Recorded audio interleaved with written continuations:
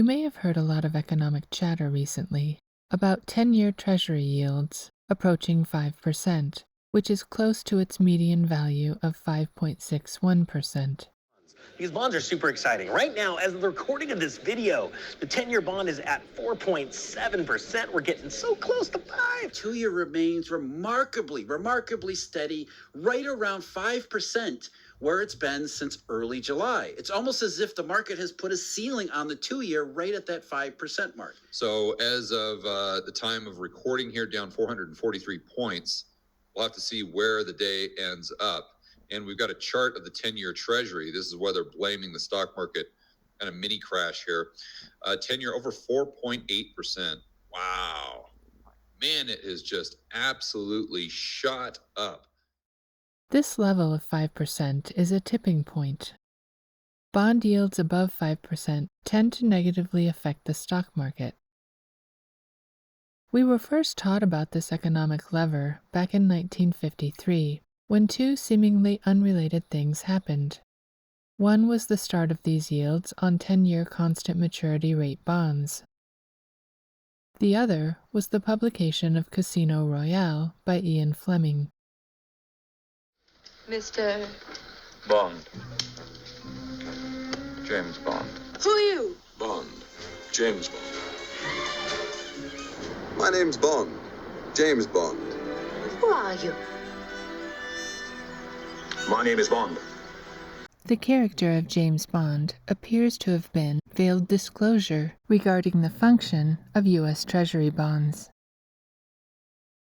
The novel Casino Royale introduced the 10-year bond by telling those readers in the know that when the deficits of till robbers, read government deficits, become a large enough problem, the casino, known as the stock market, would no longer be lucrative. Typically, the stock market is where inflationary dollars go first.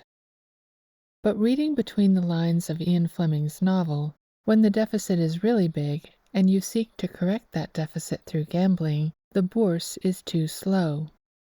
The bourse being the French word for the stock exchange. Instead, you employ a bond, a 10-year bond, and drive its yield. James Bond loves to drive. You drive its yield up to 5% to crash the markets. This seems to be what's happening now, and it happens every 15 to 20 years. Why? It's a periodic method of scooping up assets for pennies on the dollar, and it's a game anyone with cash reserves can play. Of course, the government makes sure most of us don't hold cash savings by inflating the money supply. For the elites, it's a beautifully vicious cycle. Inflate the money supply, cause a recession, scoop up the assets of those you've just impoverished, and start all over again. Mr. Bond explained the workings of 5% bond yields to Vesper on page 62 of Casino Royale. The banker deals Bond 2 cards. These 2 cards represent rising interest rates, which are being raised by the banks. Once interest rates hit 8 or 9, the game of baccarat, meaning zero in Italian, is off and running.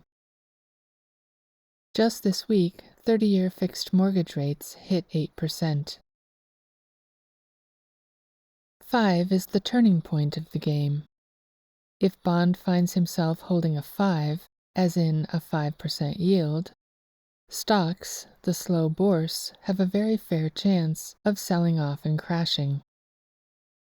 Bond continues, but there is always one problem card at this game. Shall one draw or stand on a 5?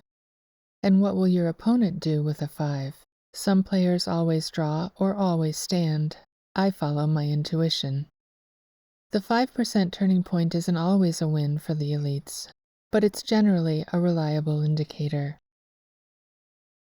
Back in London, Miss Moneypenny in the Secret Intelligence Office fawns over Bond, as, again, he's just made it possible to scoop up other people's assets for pennies on the dollar. Miss Moneypenny, forget the usual repartee. 007's in a hurry.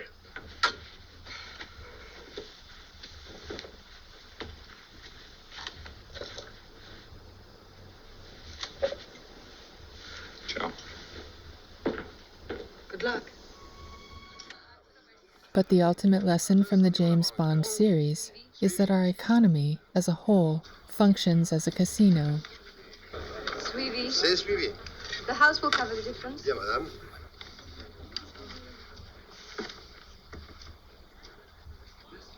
Card. Carte. And the house always wins. 9 à la banque. I need Carte. another 1,000.